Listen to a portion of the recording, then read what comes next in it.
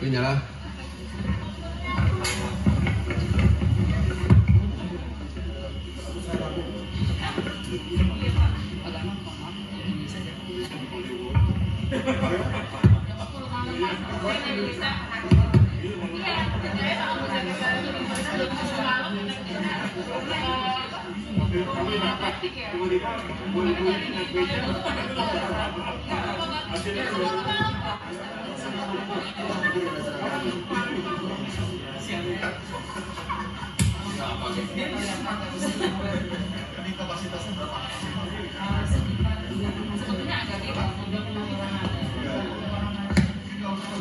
Pak Rektor dan Pak Menhub, saya izin sambil menjelaskan Pak.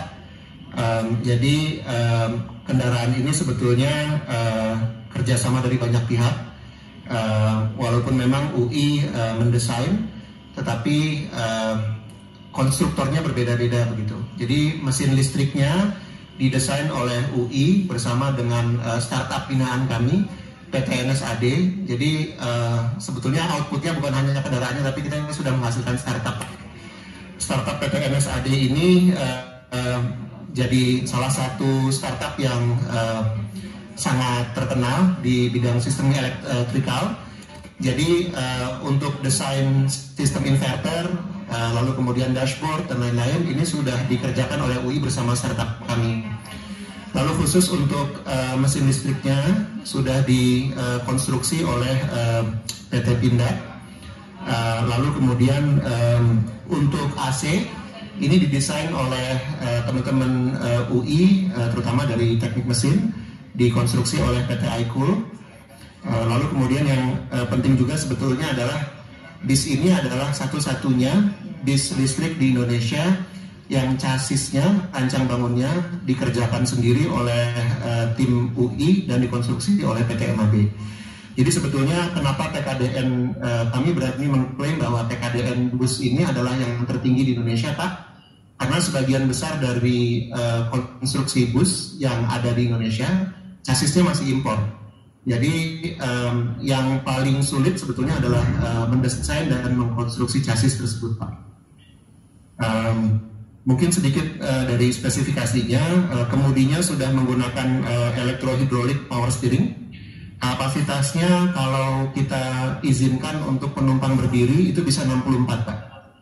Karena memang harus berjarak dan memang supaya aman, maka kursinya hanya 64. Lalu yang paling spesifik adalah bis ini bisa dipakai untuk perkotaan, Pak. Karena sudah low entrance, jadi seandainya misalnya digunakan untuk Transjakarta misalnya, ya tidak perlu halte khusus, Pak Menteri. Suspensinya sudah air suspension, transmisinya AMT, dimensinya panjang kali lebar kali tingginya 12 kali 2,5 kali 3,7 meter. Jadi kalau dari Kemenhub, ini yang spesifikasi maksimal 16 ton, Pak Menteri. 16 ton itu kalau dengan penumpang yang rata-rata 60 kg, jadi bisa sekitar 64 penumpang, masih sesuai dengan peraturan. Daya motornya 130 kW, torsi motornya 1400 nanometer, baterainya LiFePO dengan sekitar 315 kWh. Kami menghitung secara teoritis jarak tempuhnya bisa 250 sampai 300 km. Jadi perkiraan kami karena lingkar dalamnya UI sekitar 2,5 km dan lingkar luarnya sekitar 5 km. Kalau digunakan untuk 10 rit setiap hari, karena UI punya bis kuning ya Pak Rektor ya. Kalau digunakan sebagai bis kuning untuk melayani UI, setiap hari itu hanya 50 kilo, jadi ngecasnya bisa seminggu sekali begitu Pak. Kalau 300 km berarti untuk perjalanan jauh bisa dari Jakarta, tadi Pak Rektor menghitung bisa sampai Brebes begitu ya.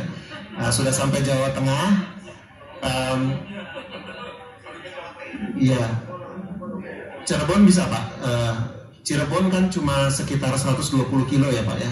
Jadi bisa sekitar sampai Brebes. Bu Waret sudah berangan-angan ini bisa digunakan untuk nanti G20 gelaran di bulan Oktober ya Bu ya di Jogja. Lalu kemudian mudah-mudahan bisa digunakan di Bali ya di bulan November. Mungkin saya perlu sampaikan juga bahwa patennya sudah cukup banyak, Pak. Jadi yang pertama adalah pengembangan desain electric power assisted braking system. Jadi bukan hanya sistem elektrikalnya, tapi braking sistemnya sudah didesain sendiri. Lalu kemudian ada paten untuk sistem operasi paralel push-pull isolated DC-DC converter. Lalu untuk penyempurnaan synchromesh untuk optimasi mekanisme kerja transmisi manual. Dan testbed sistem pengujian pengereman.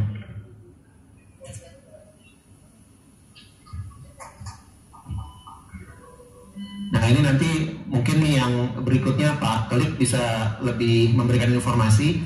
Kalau untuk LPDP memberikan dananya 12,65 miliar untuk pengembangan platform chassisnya, lalu kemudian sekitar 5 miliar untuk pengembangan motor listrik Pak. Tapi waktu ngobrol sama Pak Khalid, kira-kira kalau harga konversi habisnya berapa, katanya bisa di angka sekitar 5 miliar. Jadi cukup bersaing Pak untuk kapasitas bus 12 meter 16 ton. Kalau mesinnya, mesinnya dengan mesinnya?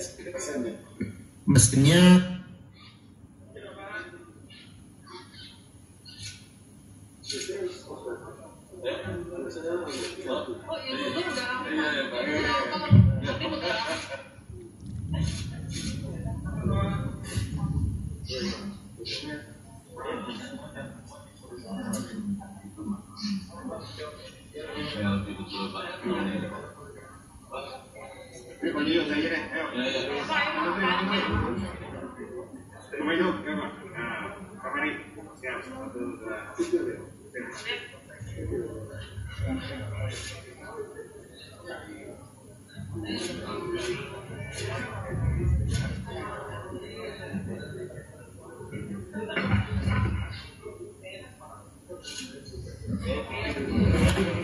terima kasih Pak Rektor. Terima